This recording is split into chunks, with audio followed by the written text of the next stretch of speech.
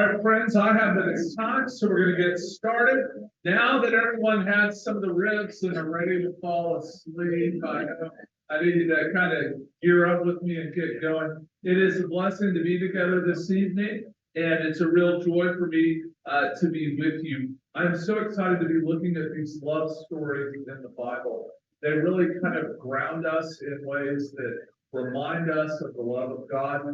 Somebody last week had made it possible for us to keep having the flowers, so the roses are back. If you want to help with that, we'll keep paying it forward all the way through and bringing them in. I just want to remind you that sometimes we need a physical reminder that God's love is with us and for us, and something to hold on to remind us of that. So I want to encourage you that if today that's you, if you need that reminder, please come and take one of these roses. If we do anything here, I want to remind you that you are a beloved child of God. I think one of the things that differentiates us from the churches around us, it sets us apart, is not only do we believe that we are loved, we believe that each one of you is so loved by God that you are blessed to have something you can offer and give, and through you, God can make a difference in the world. You think about how radically different that is than what a lot of other people around us say. I think we live in a world and a society that wants us to consume and wants to take from us, instead of one that instead wants to build us up and then come together to live out love and to do things for other people and for the common good. But we are dedicated here at MDUMC to providing you an opportunity. I was asked today by somebody who was a marketing person, was trying to get me to say, what would be a question that someone should ask before they go to church? And I thought about the hundreds of different questions, and how so many of them have things to do with what will fill me or help me or those kind of things. I think all of those are actually the wrong question. The right question is, God loves me so much that I have something unique about me that can be shared. What church allows me to share that thing with the world to faithfully follow Jesus? And so these stories are going to show that like you would not believe. The stories, the people we're going to talk about today are jacked up. You may think that your life has been difficult and challenging. I want you to know you have nothing on the people in Genesis. I'm sorry, friends, you aren't that bad. All right? So don't think you are. Okay? And if God can enter their world and their time and make a difference to them, oh, friends, what can he do with us? So get ready. Are you ready? I've been waiting all day long for this, and I'm excited to get going. I've got to clear my throat on a couple of things, so I want to take you to slide 2. Don't forget to check in. We need your help with that. You can get on there and do that if you remember how. If not, just make sure that you've been seen, and we will make sure to help you check in. So thank you very much for doing that, but we are trying to get everyone to move to the app. I also want to just put it in front of you a couple other little things that you might like to see and know. One of them is that we've got a podcast going right now that's called MDUMC Inside. So if you go to our website, mdumc.org, and go to /pod, P-O-D, there you can find metrics and information about the church. You can hear a podcast where we kind of go through and talk about the decision-making process in the church, and it will be a blessing to you. Additionally, we have a kind of an event that we hold about once a semester that's a little bit misnamed. It is called The Gathering because it used to be a gathering, but it's not a gathering, right? We don't actually get together. It's kind of pre-recorded information. But what we did is in that, we moved to really telling the story of what God is up to here at MDUMC.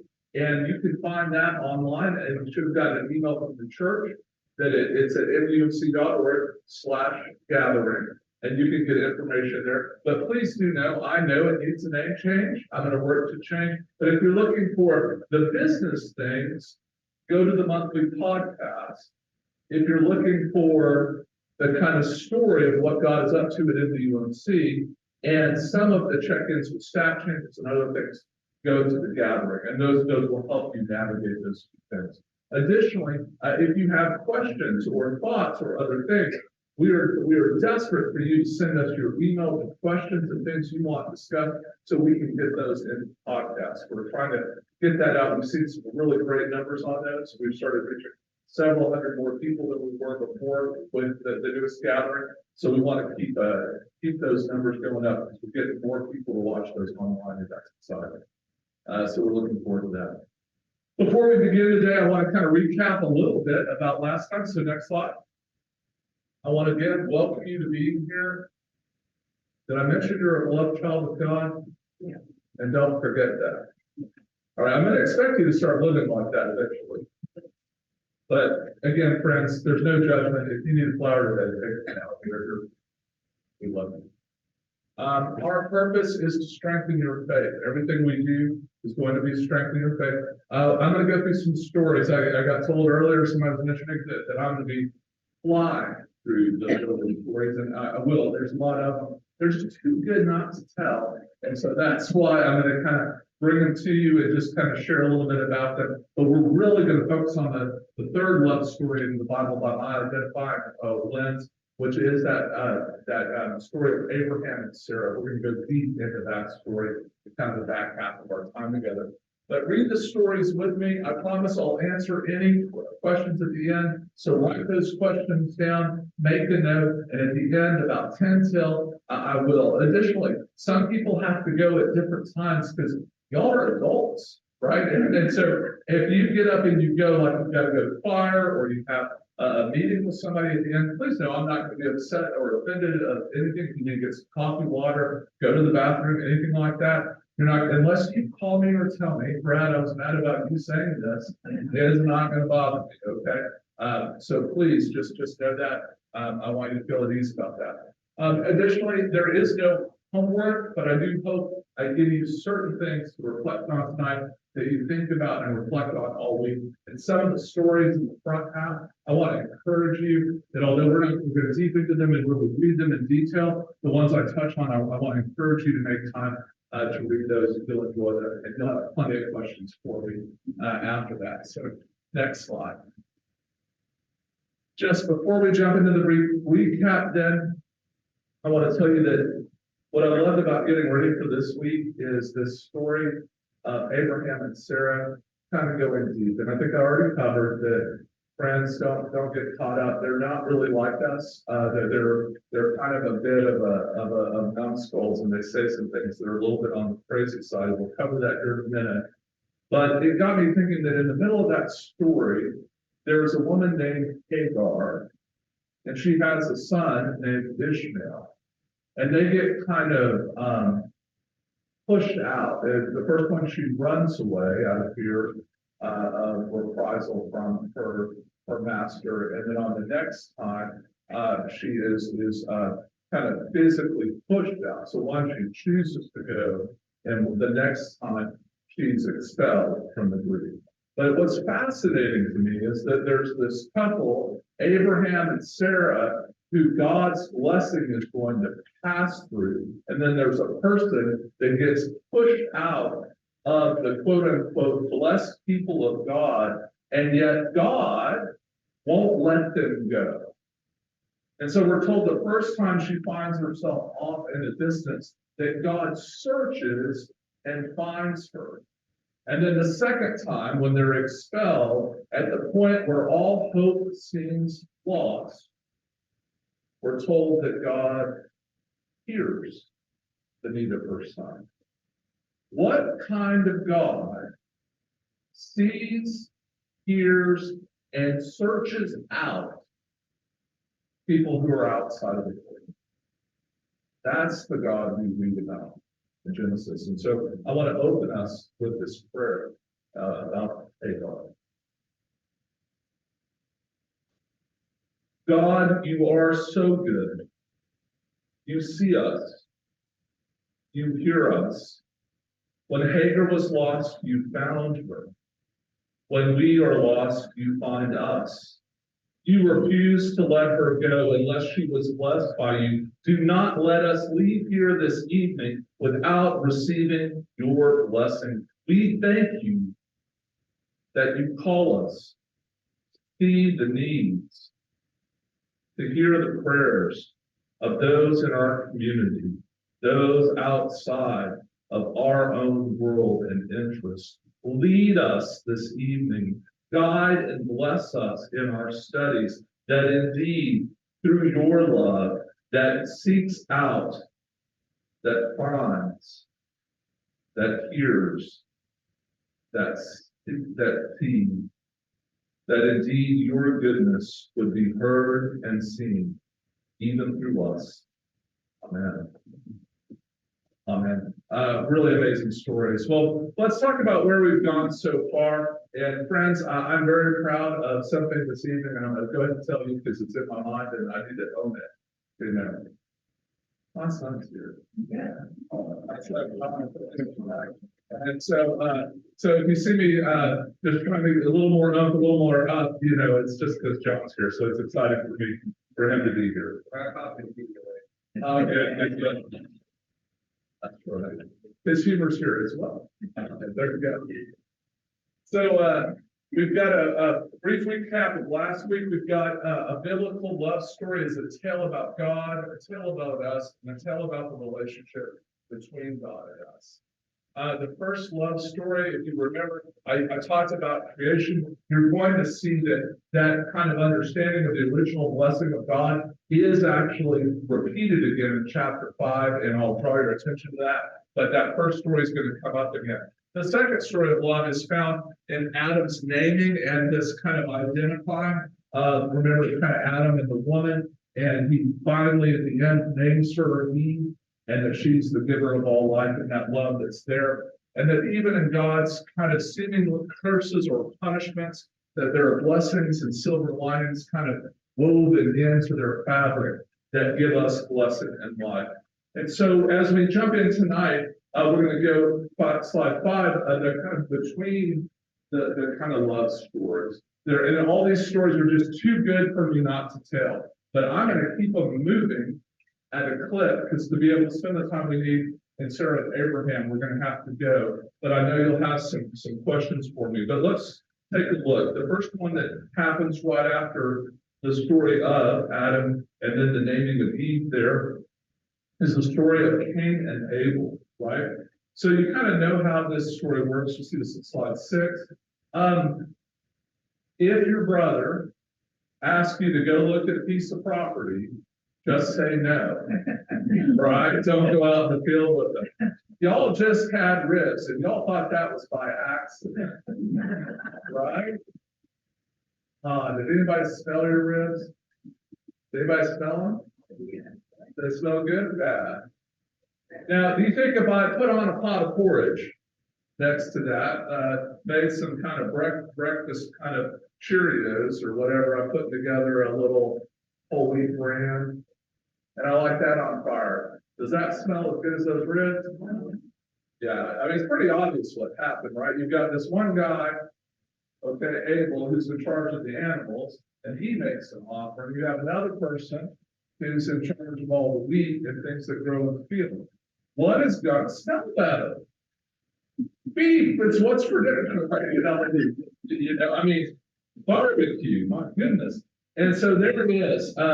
So one brother gets angry, and I know you know this is human nature. How many of y'all have any family members? Maybe it's a grandchild or grandchildren, or nephews or nieces or cousins, that you buy them the same gift because you know if you don't get them the exact same thing, they're going to be upset.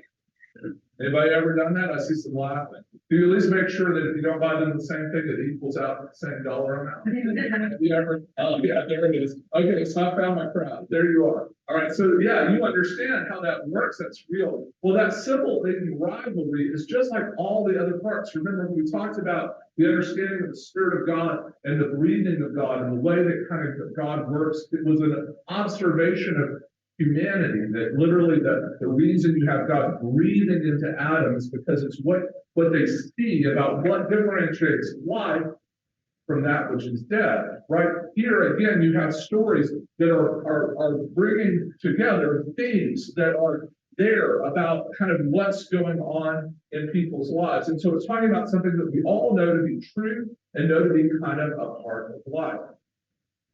There's a section point where Cain gets angry in verse 6, but then it goes to verse 7, and we're told that sin is lurking at the door. Its desire is for you, but you must master it. It's a beautiful image. I want to draw your attention that when I think of something lurking, I think of like a robber or prowler or criminal kind of hiding in the dark. But here the word lurking in Hebrew doesn't have any kind of human meaning. It literally means like an animal that is kind of crouched and ready to spring and get you and cause trouble.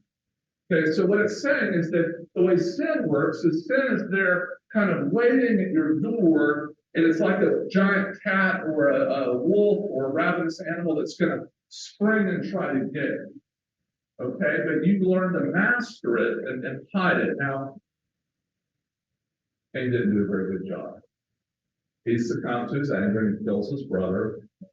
Literally, this says here in verse 4:10, he says, "What have you done?" God does. "Listen, your brother's blood is crying out to me from the ground." You see, God does not desire that any blood of any of the animals that he created or any of the people that he has blessed and are made in his image ever fall to the ground. And so he hears it crying out to him, and he's upset by this. God describes literally a curse from the ground that will hit Cain, and that's you can find in 4:11. And Cain basically says, "I can't live with the guilt and shame of what I've done. This is too much for me. I can't live with the punishment." And what's fascinating, what happens? God makes a way to protect Cain. Friends, what kind of God is this?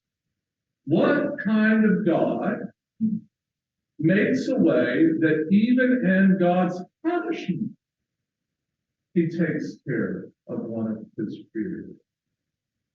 Fascinating. It's a love story. There's a next section I wanted to fly through. Next slide. What's love got to do with it? Yeah, the other Tina Turner. Right. I said this because there's just a lot of forgetting going on. Okay, that they create cities, but what were they supposed to do? I remember they're supposed to be fruitful. They seem to be doing that well. So again, there's forget. All right, they're supposed to be fruitful, and they're supposed to multiply. But they're supposed to what? Spread out over all the earth. You get a reminder in chapter 5, verses 1 and 2. When God created humankind, he made them in the likeness of God. Male and female, he created them, and he blessed them and named them humankind when they were created. And the most important part of this section is that Seth is born in the image and likeness of Adam. Right? Well, who was Adam made in the image and likeness of? God. Right? There's a passing down of these things, and then there's kind of a lineage of Seth to Noah, and the earth is kind of being populated, and things are being moved forward. The next story I find very fascinating. You probably know it, Noah's Ark. It's on slide 8, and I would just tell you, have you ever watched a child playing a game that they can't win, and so they reset the computer or the thing? Have y'all ever had to restart your app on your phone? Or turn it off? How about on a computer that you needed to reboot? Right? How many of you ever been playing a game on a board that you were losing, like Monopoly or chess or checkers or something? Have you ever flipped the board or accidentally bumped into a table so that it all just shakes apart? Y'all would never do that, of course, right? Maybe a game of sorry, right? But all those kind of things are what's going on here. I mean, God is literally going to reset creation. And so what happens in The Noah story is that God decides to restart things. You can see this in chapter 6, verses 5 and 7. We're told that Noah is a righteous and blameless person, blameless man and family. He and his family are placed in the ark for new creation. But what's really fascinating is that those three levels of the ark are like the three levels we described in the first 3 days of creation. And just as in the next 3 days of creation, those become in days 4, 5, and 6, each one of those levels become populated. Likewise, when Noah enters the ark, all of the creatures are placed in their proper levels on the boat. Okay? For those of you who want to get hung up on a literal ark or not, you're welcome to it. I just want to let you know, I would think that they would point out the plumbing plans. If you're going to be on a ship with all the animals of the world and all these human beings and then doing that. We also see editorial comment in the story because what happens is they get everybody on the ark and then they realize they don't have the sacrificial animals they'll need for the time they're going to be on the ark, and so they reload it. So it's just a little thing there, the little bit of cloth that goes back and he puts that in. So anyway, you've got this beautiful story though, and here's the problem I really have with the story. I love the story, don't get me wrong. I've preached Noah lots of times. But the thing that I really have a problem with is it says in the text, in chapter 8, verse 1, it says, after the rain and flood, God remembers Noah. Friends, I don't want a God who forgets. Like, are you kidding me? Like, how can that be? Well, you go and you look a little bit deeper about what the word that's being translated is, or I try to kind of hunt it down. And what it means is more of the type of memory that occurs when you get upset and mad with someone, and suddenly that point when grace breaks through, and you remember that you actually love them. You remember that you don't want a broken relationship. You remember and you have a change of heart. It's that point when somehow love breaks through your hardness of heart and gets into your mind and says, no, I've got to find another way. That's what happens in this story. It's not that he forgot that he had built an ark and placed a new creation and hit the cosmic reset button to restart humanity. It's that finally his anger had relented to the point that he could remember what his desire for humanity was. Beautiful, beautiful. Well, maybe it's not just between the love stories, right? Maybe the whole thing is a love story. And in slide 9, we'll see that God establishes the covenant, and God will no longer curse the ground or destroy all living things. Woo! Thank you, Jesus, right? Oh, that's good. That's good. God blesses Noah. Be fruitful and multiply and fill the earth. Again, go do what I told you to do. Go do this thing. God will require a reckoning for human life because every human life is precious to God. And God makes a sign of the covenant that he puts in the clouds. You've heard of it, right? A rainbow. That's right. Beautiful. Then in slide 10, we get Noah to Abram. And here you get the Tower of Babel. God confuses common language because he doesn't want us to talk to each other, right? No, that's absurd. The reason is because what happens is people are told, spread out and multiply and go fill all the earth. And what do? They gather together, decide they're going to make bricks and build a giant tower so that we can be like gods. And it's in doing that then God decides to confuse their language and send them out to all the corners of the world where they don't know each other. And then Shem to Abraham, everything's begetted. And at the very end of that lineage, you'll find a little verse. And let's look this up. It's in 11:30. And in chapter 11, verse 30, you get something that I want to just kind of draw your attention to. It's Sarai's dilemma. We're first told of Abraham in this kind of lineage and descendancy, and you see him in Abram in verse 29. And it says, now Sarai was barren, she had no child. And I want to bring this to your attention because we don't think like this anymore. This is not how we see the world. But Genesis and the authors of Genesis and large portions of the Old Testament, if they should say that someone is barren, unable to have a child, unable to bear offspring, it's a discussion about faithfulness. It's a discussion that something has gone wrong or something is off course and a person has been diminished or has a loss of value. But we never think that. We know a little bit more about how this works. And we love and care for people. We help them through the process of being able to have children if they desire or to adopt as they need. We don't let this become an identity crisis where somebody loses their self-image or self-respect over whether or not they're able to have a child. Okay? But I think it's important to have that caveat. But I'm going to talk and use what the Bible says about it in a way that helps us understand the story. Without it, some of the parts of the story and what people do don't make a lot of sense. But if you understand it, it's there. I just want you to know, again, don't lose this part later on. Know that we don't think about that. That's not the proper way to understand something. Okay? I want to be clear about that. So now let's go to slide 11, and we're going to sit here for just a minute, because now we're going to start our third fun story. Now, I told you that some of these people are kind of jacked up. All right, and I told you already that you have nothing compared to them. You haven't done anything as bad as some of the stuff they're going to do. And I need to kind of talk to some of the guys.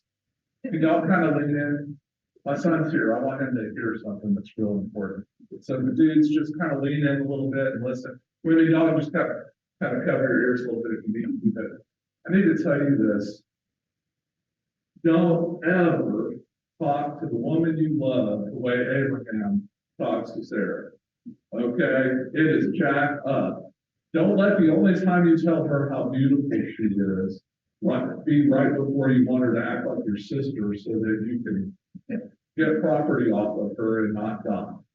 That's a bad call, guys. Okay? So just be careful. All right? Did y'all hear me?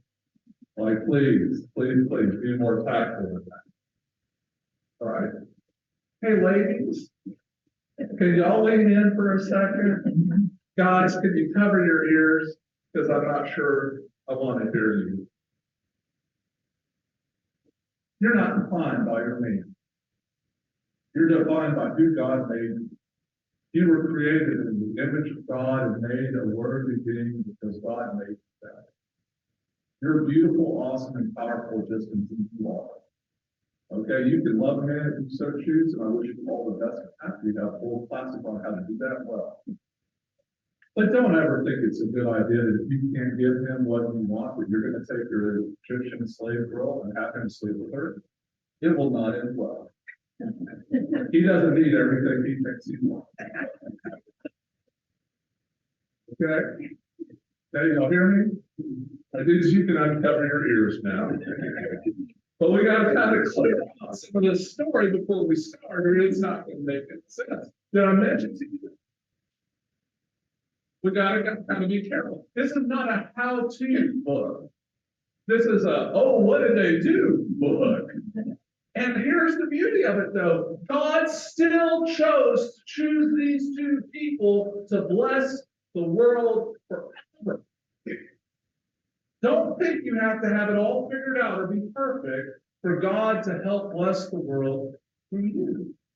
You were so beloved by God, as I said earlier, that you gifts from God that are meant to be shared. Let God work in you through you as you are. Let them be the difference.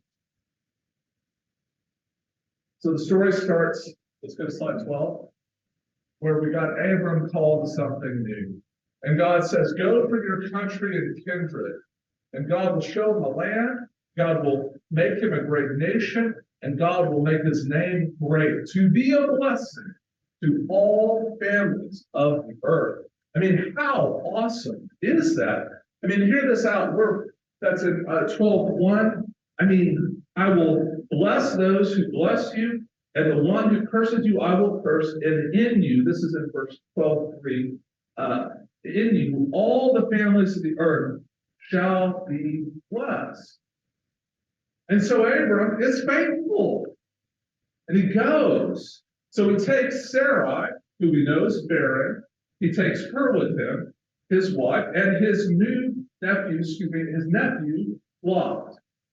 All right? He's going to go with him as well. And God shows him, as they pass through this area in verse 7, you'll see, shows him Canaan and promises that land to all his offspring. Now, when we look at the covenants, we like to talk often about the great nation, the people of God, and the name that's going to be a blessing because of Jesus. We sometimes will skip over the land part, but know that it's also an essential part of that covenant, and that it's part of its total fulfillment. It's important.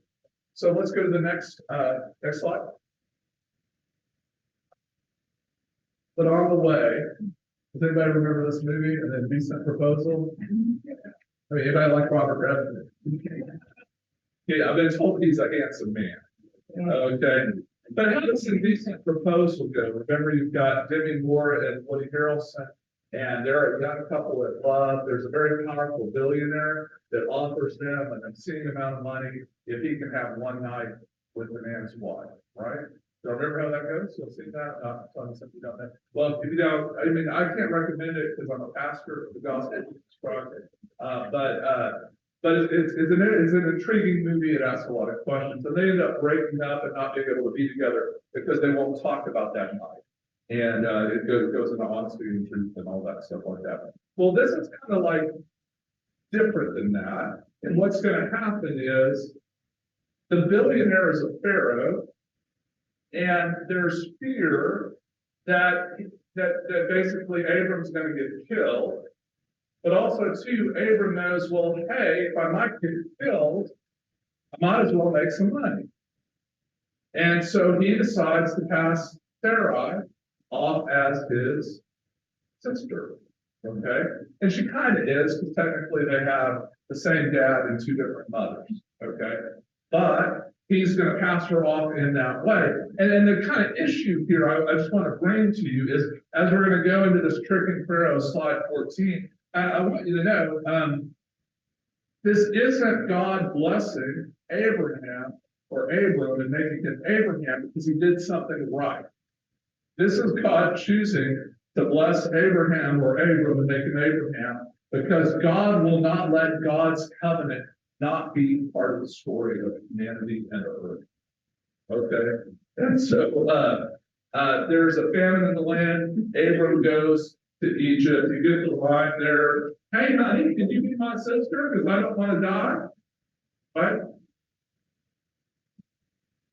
And so as that's going on there, the Pharaoh takes her into his house after hearing of her beauty. And what happens is basically the guys at the front gate see how pretty she is. They won't stop talking about it. So then their bosses hear about it, and they say, Pharaoh, I hear there's this. And then they take her to him. So Abram's probably right. He would have been killed. Plagues befall Pharaoh's house because of Sarai. And you thought the first plagues on Egypt happened in that Charlton Heston movie, right? Right? No, they happened here. And God protects it.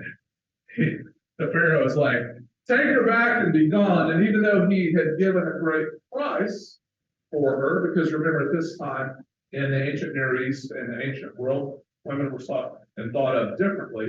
You paid for them, and you exchanged goods and services for them, and that's how you got them. And that's what he tries to do to basically buy her. But he lets basically Abraham keep the dowry. Okay, that's there. And then Abraham keeps the stuff. Very important. Okay. So now what happens in the next part in chapter 13 on slide 15 is that there's an amicable separation. Abram had now become so rich in livestock and money, silver and gold, that Lot is kind of, and he can't really live in the same place. Because if you go to the Negev Desert with me sometime and see the south of Israel on the trip coming up in a few months, when we go over there, you're going to notice that it's not very good grazing land. I mean, when you find a place that makes West Texas, New Mexico, and the western part of Oklahoma look good, right? I mean, like, oh my. I mean, it's barren. It doesn't even have enough to keep the speed going. Okay, it's very barren. So if you have all of a sudden a huge influx of new livestock, we become much richer and much more prosperous. You don't have a way to support both sets of animals and both groups of people. And what ends up happening is that we're told here there's strife among their herders. These are servants that work for both of them. Lot and Abram aren't cross with each other, but they're people that keep that livestock are. And they separate, but Lot is a nephew. Does anybody have a knuckleheaded nephew? Yeah, somebody who's hard-headed, a little bit out there. And so Lot goes off and goes to a place where he's going to live by all the cities in this valley, and he's going to settle most close to Sodom. You ought to know that's a bad idea, okay? But God promises Abram and his offspring all the land he sees, all of this area of Canaan and parts of what would be today Jordan over on that other side. And so he's there and is going to be there. Well, the bad idea gets a little bit worse, and what happens on slide 16, and this part of the chapter, it's really found in chapter 14 of the Bible, of Genesis, is Lot is taken captive.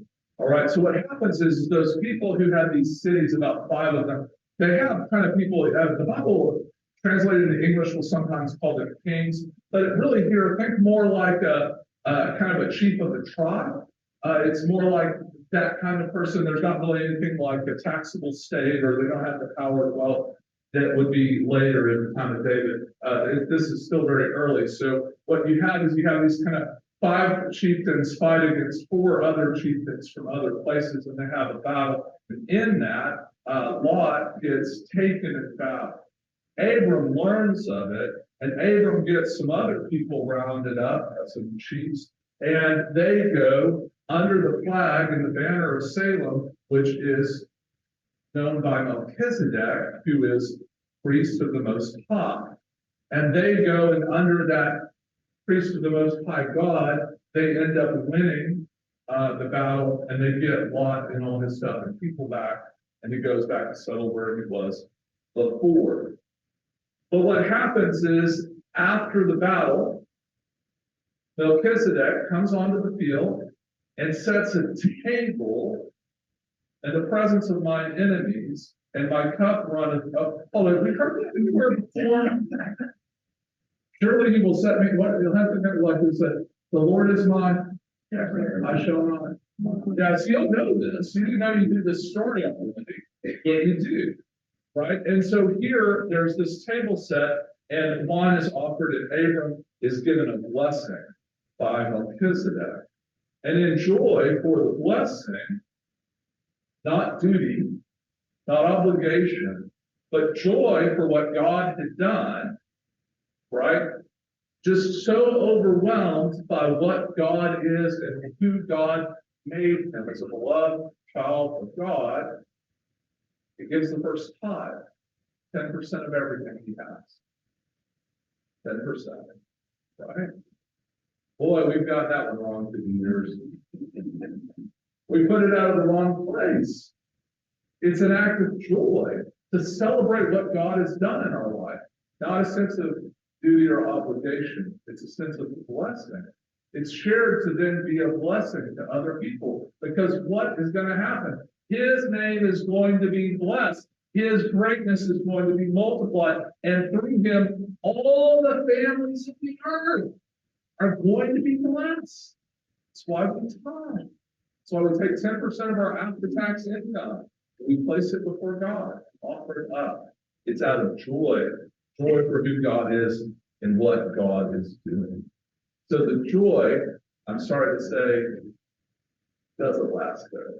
So we'll work on that. So let's go to the next slide about God's covenant. So after that blessing with Melchizedek, God promises again, we see this in 15, but Abram is concerned, and this is just kind of an odd thing, right? You have all these stories of what has happened, And then we're told and this is chapter 15, verse 1, after these things, the word of the Lord came to Abram in a vision.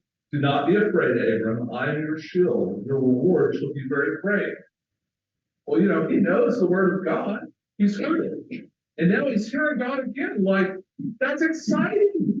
Like, does anybody have a voice that even now the person's long gone, but you would recognize that voice like that? I would hope God's voice would be recognized, right? And so here he is. But Abram says, okay, so what did God say? Do not be afraid, which is a good admonishment. Abram, I am your shield. Your reward shall be very great. Okay, that's awesome. But Abram said, O Lord God, what will you give me? For I continue childless, and the heir of my house is Eliezer of Damascus, one of the slave children. He can't understand what God is going to do. How is God going to make this possible? And so here you have a situation where he just goes back to God saying, I don't believe. Now, why does he do that? God had delivered him on the battlefield, right? God had taken him to a new place. He treated the richest dude on the planet. He got one over on him and took all his stuff. I mean, what now? All of a sudden, you're worried about your lineage, and you don't anymore believe in the promise of God. Do you have memories that are that short? What's going on there? And then he says, step out of the tent. Now, this is a hard one to understand because y'all live in Houston, and we can't see the stars, right? But has anybody watched the stuff going on with the James Webb Space Telescope looking into deep space? The cool thing about the Hubble and now the James Webb is every time it tries to look in the darkest recess and corner of the universe, it always sees more than ever they imagined was in that space. I find that just to be one of the coolest things. Again, I'm a nerd about that kind of stuff. But imagine what happens here. He's been in the tent arguing with God, and God says, let's take this outside, right? Come with me. And they step out, and there in front of them is the whole Milky Way. All the stars arrayed in front of him, more than he can possibly count. They said, look, your offspring will be more numerous than all these stars. And Abram says, okay, we can do this, and believes again. But we still have a problem. In chapter 16, Sarai has no children, and I believe this was a time before the internet. It's hard to tell if the internet has made things better or worse, but you can distract yourself more now than you could back before you could binge watch all your favorite TV shows and get comfort about things. Does anybody remember a time when you used to just stay up all night fuming about something? Right? You had no way to kind of process it out, and so it would just gnaw on you all the time. Right? I mean, so I think this kind of gnaws on him, it grows on him, and this, again, we're reminded. This is chapter 16, verse 1. Now Sarai, Abram's wife, bore him no children. She had an Egyptian slave girl whose name was Hagar. And Sarai said to Abram, you see that the Lord has prevented me from bearing children. So go into my slave girl. It may be that I shall obtain children by her.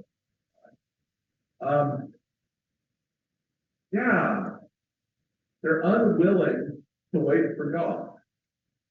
They're unwilling to allow God to do what God has promised. I mean, don't you think there's a point here where Abram goes, oh, no. I was in the tent. I argued with God. He showed me the stars. But he doesn't. Right? It's a bit of a challenge. Right? And then, after this episode happens, Hagar, of course, has a little contempt for her mistress, because once the slave sleeps with the master, she feels on par or equal to the wife of the master, and then all of a sudden all kind of stuff ensues. Sarai deals harshly with Hagar for her contempt and behavior, and she runs away. And then we're told in this beautiful passage in chapter 16, verses 7 through 12, the angel of the Lord found her. You hear that? Why did he find her? Because he was looking for her.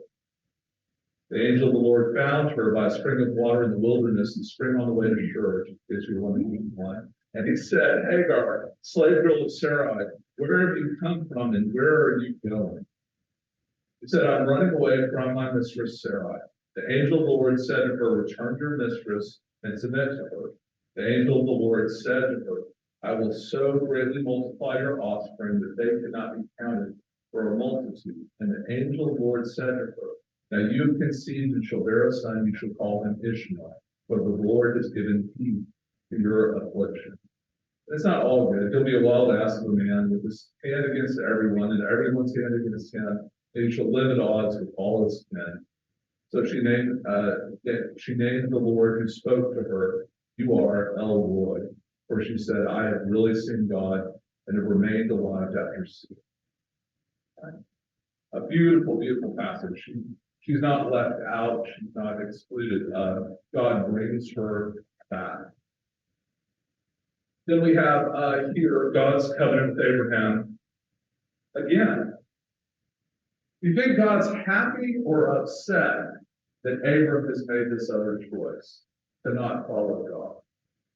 Right? Do you understand that, Abram has had everything provided for him, everything teed up for him, everything given by God to him, and yet even still isn't faithful in this time. And so let's go to the next slide.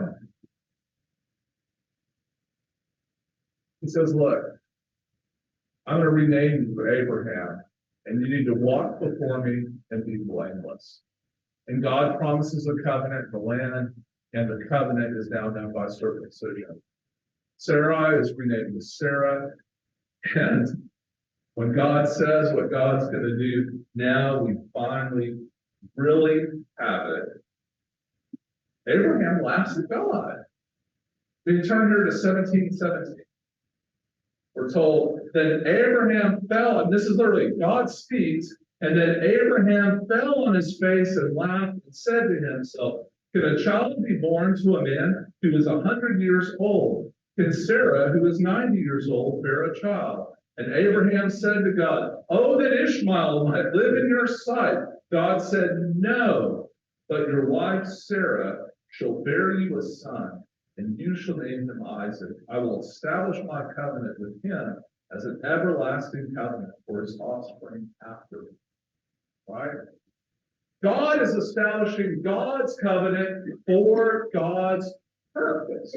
You'll see this again when we talk about David in 1 and 2 Samuel. It's not because David was so good. It's not because Abraham was so awesome. It's because God has chosen to enter a broken and frail humanity and do what God is going to do. Because God cannot stand when blood hits the ground or when people become lost or perish. It seeks them out. In case that wasn't bad enough, you just thought it was the dudes who messed things up. Then we have these three angels of the Lord, kind of God, the triune God, the three of them appear to Abraham, and this is in slide 20. And then Abraham goes through and looks up and sees they're there to tell Sarah, make ready. The whole household starts getting ready. Abraham himself runs to prepare curds and milk for God. And the guests ask after Sarah and proclaim that she will have a son. And Sarah, standing there outside the tent, laughs. And then you get the strangest back and forth, where God says to Sarah, you laughed. And she said, no, I didn't. And then he said, yes, you did. And I mean, it's like, I don't really kind of understand that other than to make the point that God sees, God knows, and that God acts most clearly at that point where you don't believe God, where you think all is lost. And then the next slide, I felt that indecent proposal movie cover was too racy, so I didn't put it up a second time here. But if it worked for Pharaoh, maybe it'll work for Abimelech too. So what does Abimelech mean? Does anybody know? It means son of the king. Son of the king. So which son of the king was he? Well, he's Abimelech, son of the king. And so it's a kind of a weird play on words. People ask me, well, hey, Pastor Brad, I see Abimelech over here and Abimelech over there. And throughout the Old Testament, you're going to see Abimelech appearing several times. It's not the same Abimelech. It's just Hebrew for son of the king. But it's said as if it's a name, and then it becomes a name. We don't know his name. It's a way of saying we don't really know. He's son of a king, powerful person. So basically, Abraham just said that he's how old? And she's how old? Okay. Do you understand the problem here with trying to sell her off at that age? You think her market value's gone up or down? Like, you know how this works? So again, Abraham claims, because apparently 90 years was still pretty good back then, and so apparently he's entering Abimelech's area. It's my sister, right? So he plays that game again, and sure enough, Abimelech sees and hears of her beauty, and so brings her into his house. But this time, something beautiful happens to protect her, but also to protect Abimelech. God gives Abimelech a dream. And in the dream, God says, yes, I know that you did this in the integrity of your heart. Furthermore, it was I who kept you from sinning against me. Therefore, I did not let you touch her. Now then, return the man's wife, for he is a prophet, and he will pray for you, and you shall live. But if you do not restore her, know that you shall surely die, you and all that are yours. So then God does something else. He heals Abimelech. I mean, what kind of God not only protects God's people, but helps people who aren't part of God's people not be destroyed? Like, do you understand the crazy of this? I mean, so many people will tell me, oh, the Old Testament is all just full of wrath and fury, and the New Testament's where all the good stuff is. Really? That's a lot of John. Look at what God does. God in the box. Every time there's a new rule, every time somebody says, oh, God is just like this and just for these people, God goes out and does crazy things to love other people who are outside of who's acceptable and bring them to the center. Fascinating. Happens over and over. And then God does what was promised. Sons and covenants. The next slide. Isaac is born, grows and is weaned, but now Sarah really can't put up with Hagar because now her son is in conflict. Ishmael and Isaac are going to have problems down the road, and so she knows this. So she forces Ishmael and his mom out, and we're told that they end up in a place in chapter 21 where there's worry about will she be, they have water and be able to live. And we get this passage. And God heard the voice of the boy, and the angel of God called to Hagar from heaven and said to her, what troubles you, Hagar? Do not be afraid, for God has heard the voice of the boy where he is. Come, lift up the boy and hold him fast with your hand, for I will make a great nation of him. And God literally opens Hagar's eyes to a well of water right there in front of them. It's beautiful. Okay? But Hagar and Ishmael, you see their faithfulness. Abimelech, you see his faithfulness. But Abram, time and time again, since the point he left on the journey, I haven't seen much else that says, I'm faithful. So it should be no surprise to us that chapter 22 starts out with him being tested. He needs a test. God's got to know, did I choose the right couple to bless the world with? So we have this story that happens there on slide 23. Sons and sacrifice. The story is beautiful and tragic at the same time. Literally, they're proceeding up there, and the asking by Isaac, who's just little more than a young child, to Abraham, Dad, hey, where's the sacrifice? God will provide you, my son. I mean, Dad, I mean, in what way does Isaac get worried? Is he get tied up? When he's been placed on the fire? When Dad pulls out the knife? I mean, it's a jacked up story. Did I mention?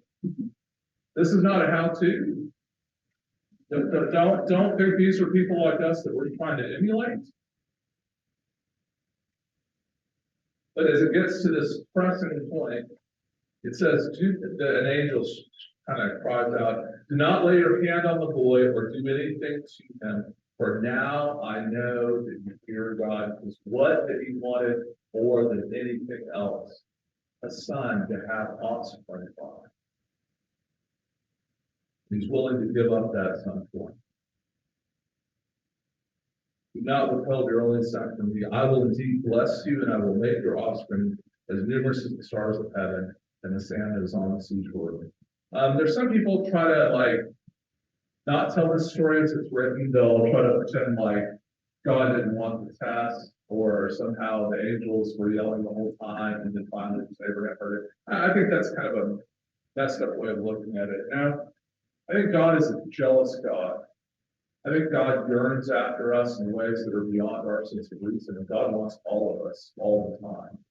And I think that the love of God is so passionately desirous of our complete attention that it will not yield to anything less than everything. And the Bible kind of tells this story because it's dangerous and unsettling. And I'm kind of glad it's in there. I still think it's jacked up. But a God who enters the world of humanity that has been messed up so badly, what does it mean that God loves us so much that God won't stop at anything? We're being the love. And I think that passion and love isn't measured in people who kind of are tepid or timid or half in. I think it has to be measured by people who are all in. So I have this last slide here to just kind of make it real. I know some people are going to inquire, so I'll do this quick, but making love real in our lives. I just want to ask you just some questions for reflection. How does sin lurk at your door? And have the sins of your past kept you from the love of God in your life? Do you live like you were made in the image of God?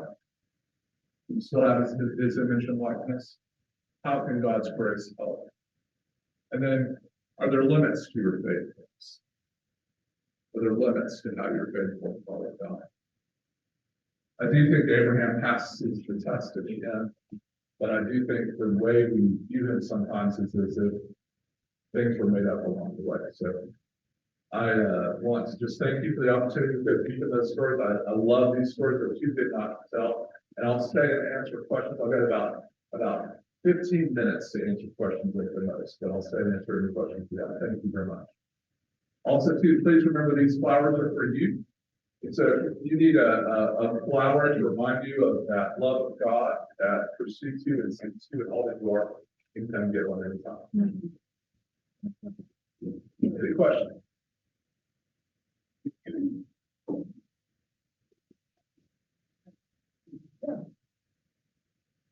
So in several of the stories, there is a reference to the angel of the Lord. I'm pretty sure the article is always the definite article, not the indefinite article. And although this is not a theory that I personally came up with, I'm rather struck, and furthermore, as the angel of the Lord addresses someone, well, notably Abraham, but others,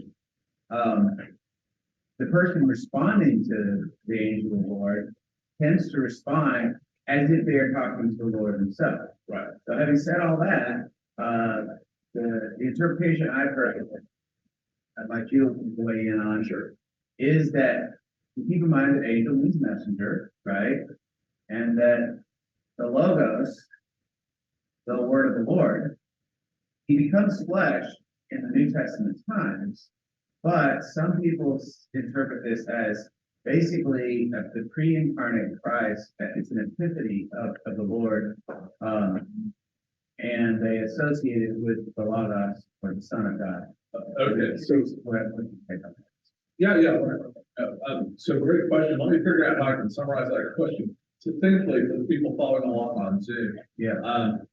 So there's there's a reference to a definite article, the angel of the Lord.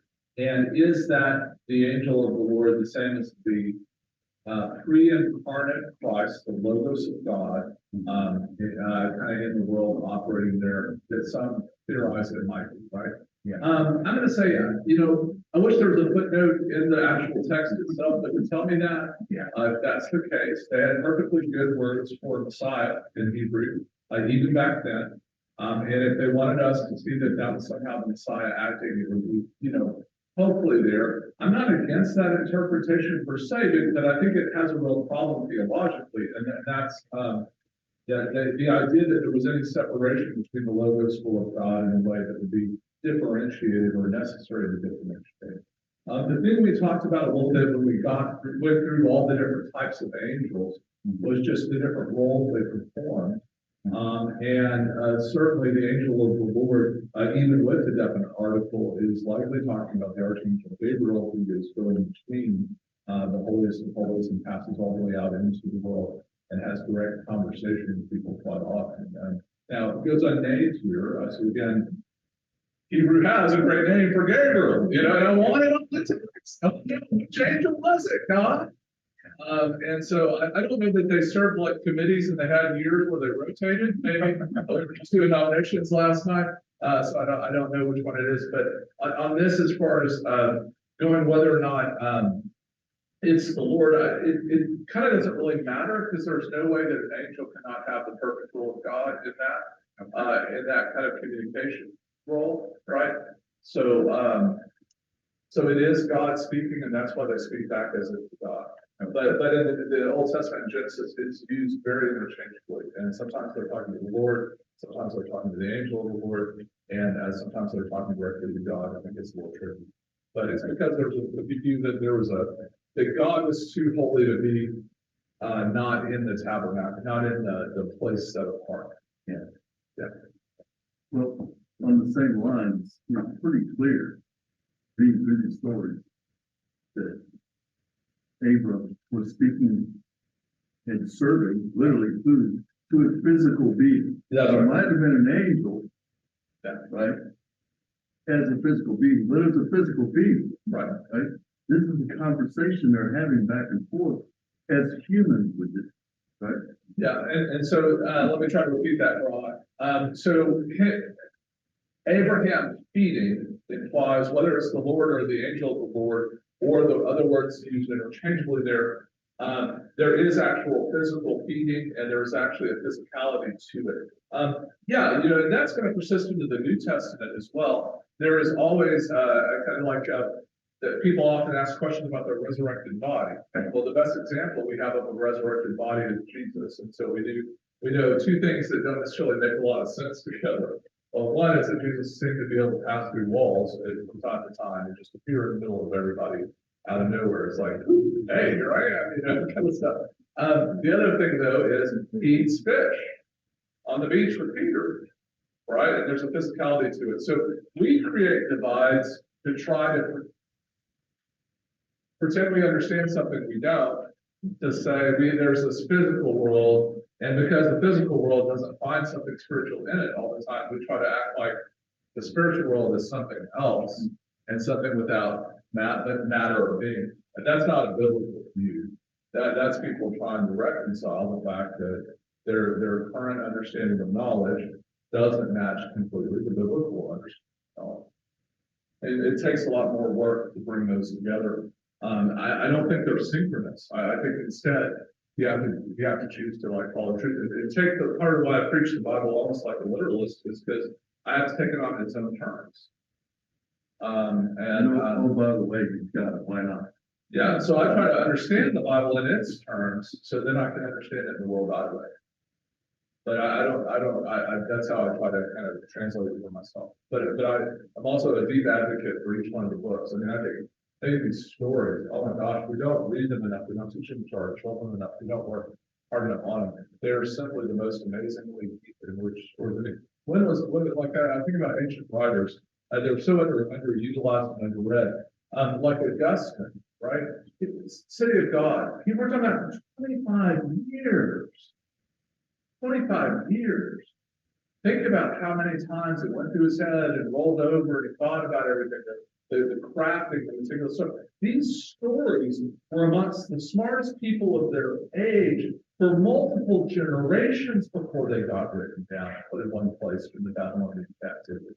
They were passed from very smart people to very smart people to very smart people, told over and over again, and passed in different things and worked on and nuanced. There's a whole study about but like in 587 when they come out of the captivity, we know we have it like what you're reading today. These 5 chapters are almost verbatim, word for word. Yeah, get up there. Yeah, one thing, Sarah agrees that we had on the president. Yeah. So, all right. So Miss Kitty Russell is not going to allow anybody to pass her off as just as her sister. Yeah. So that's great. So Kitty Russell, thank you. No, great question though. Is Sarah just stupid for being able to be passed off as sister? No, I think she's playing the role that she has in society and doing what she has to do. She has to obey her husband. She's property. She doesn't really. The biggest mistake we'll make when we look at these ancient stories is we'll think they're more like us than they are. She does not have anything without Abraham. Period.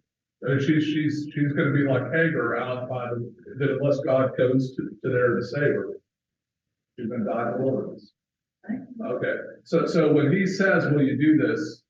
There's no real choice for her. She doesn't have a way to say that. Okay, now is she complicit? That's a different question. Does she know that means that good times will roll and they're going to get more gold and they're going to exploit yet another? They got themselves another sucker. Like I can see Sarah like that too. I don't want to, but yeah. And Trish says how important. Maybe she said believes that she's saving her life. I mean, there is in their context, there is actual affection between the two. It's kind of you can miss it quickly, and I probably didn't draw enough attention to it, but it is interesting that we're told she's barren. It's known she's barren, and yet she's the one that Lot brings with him. Why is that? Not Lot, that Abraham brings with him. He gets Lot and Sarai brings him with him. Is it compassion? Because he knows leaving her at home, she has no life. Is it hope or love? I mean, she is a beautiful woman, but man, dudes, do not tell your wife she's beautiful, or the only time that you tell her she's beautiful is right before you're going to ask her to do something that risks her life. Like that's the only time you can see. There's only one. There's kind of 2 other times you might say already in the Bible that you've seen something about the beauty. There's one where verse 6, the problem with Nephilim, and there's the kind of the hearts of men are, and these angels kind of they lust after women kind of thing. There's that, and then you have kind of Adam's pronouncement of like when he sees Eve just going like, oh my gosh, this is Eve, giver of life, But this is really the first time that a guy's talking to his wife and says, people think you're really dirty. I mean, it's just like, oh, dude, you should be telling her that day where I come from. Man, we can get into this. Let's go. Great questions. Any more? Yeah, okay. All right, well, thank you all very much. I love studying these. I'll stay around for just a couple more minutes and I'm going to have to John's waiting for me. So I'm going to dead off.